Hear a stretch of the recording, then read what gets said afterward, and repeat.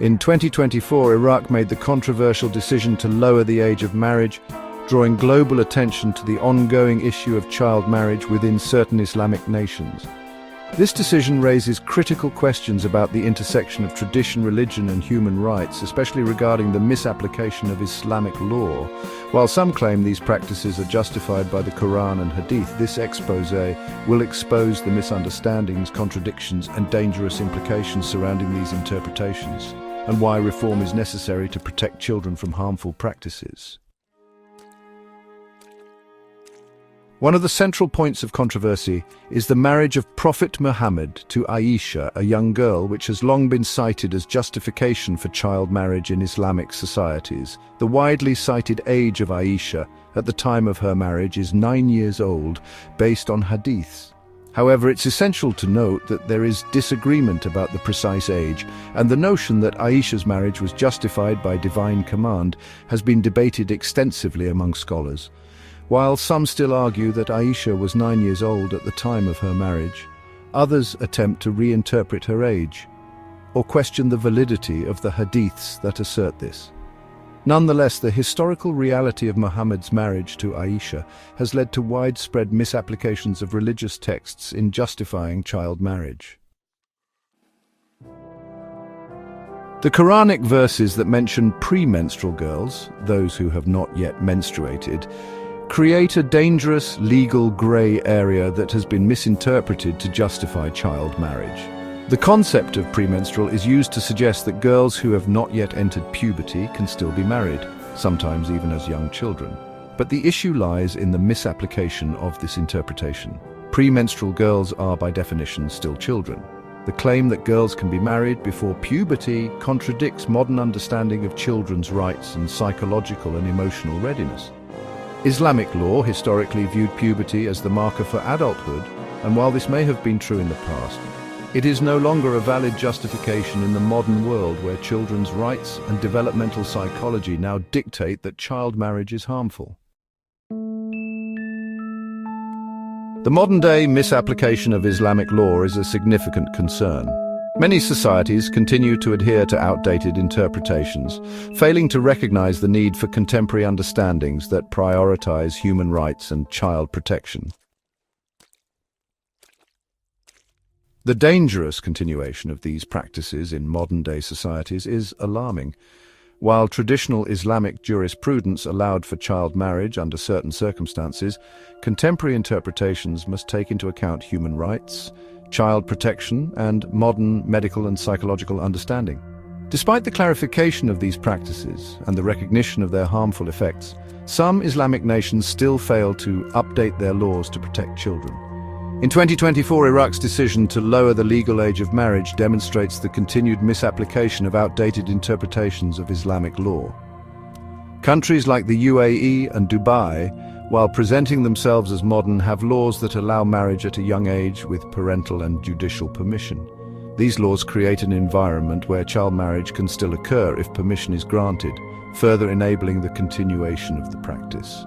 UAE and Dubai may not have an explicit age limit for marriage, but they allow marriages under the age of 18 with legal consent.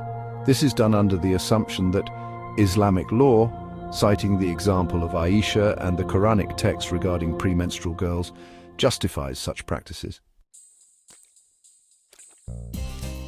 An important and troubling aspect of this issue is the reluctance of many followers of Islam to criticize or condemn the actions of Prophet Muhammad, especially his marriage to Aisha at a young age. This blind loyalty to Muhammad's actions prevents a critical evaluation of his life in the light of modern values. By failing to condemn Muhammad's actions, many Muslim nations continue to perpetuate harmful practices, ignoring the evolving values of human rights and child protection that are now widely accepted across the world. The lack of critical engagement with Muhammad's actions is a fundamental issue that fuels the justification of child marriage today. Throughout this discussion, several misunderstandings and misinterpretations were addressed. Initially, I misunderstood the definition of premenstrual within the context of Islamic law. It was clarified that premenstrual means pre-puberty, which is an important marker that highlights the childhood stage.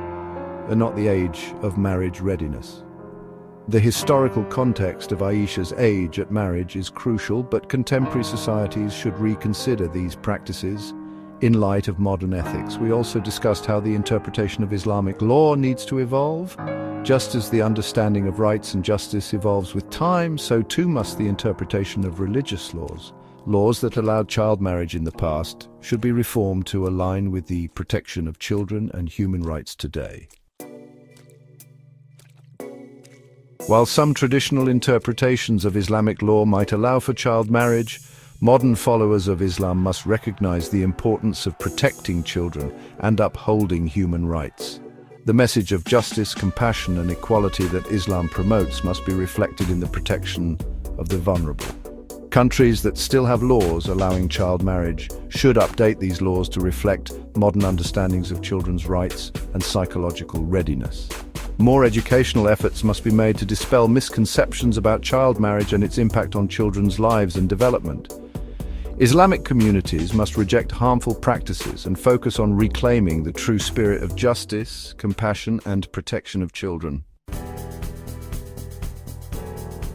The misapplication of Islamic law, specifically in the case of child marriage, has had long-lasting effects on children in many Islamic nations. The justification for these practices using historical figures like Aisha and pre-menstrual interpretations of the Quran must be re-evaluated. It's time for Islamic nations to acknowledge the harm these practices cause and reform their laws to protect children.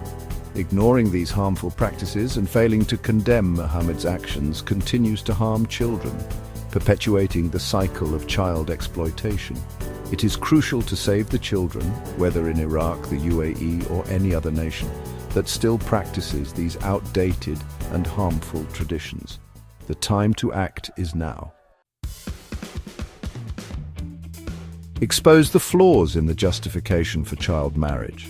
Support the reform of laws that perpetuate harm. Promote awareness and education to protect children. This expose combines the historical, religious, and modern-day perspectives to show how the misapplication of Islamic law is still affecting children today. Reform is needed to not only protect children but also to honor the true values of justice, compassion, and human dignity. In 2025, Iraq's parliament approved amendments effectively legalizing child marriage under certain interpretations of Islamic law. This decision, cloaked in the guise of tradition, raises an uncomfortable question.